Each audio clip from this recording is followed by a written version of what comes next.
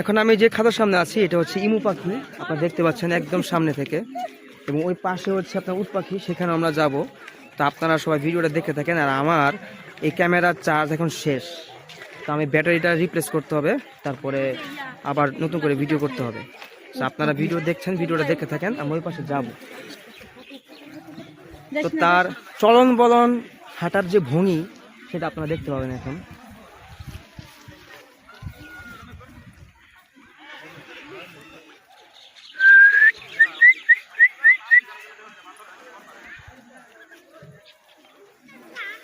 এই যে দেখতে পাচ্ছেন,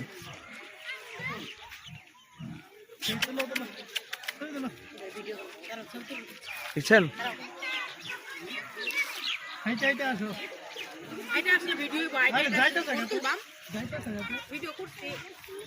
সবাই আসলে ভিডিও করা নিয়ে ব্যস্ত।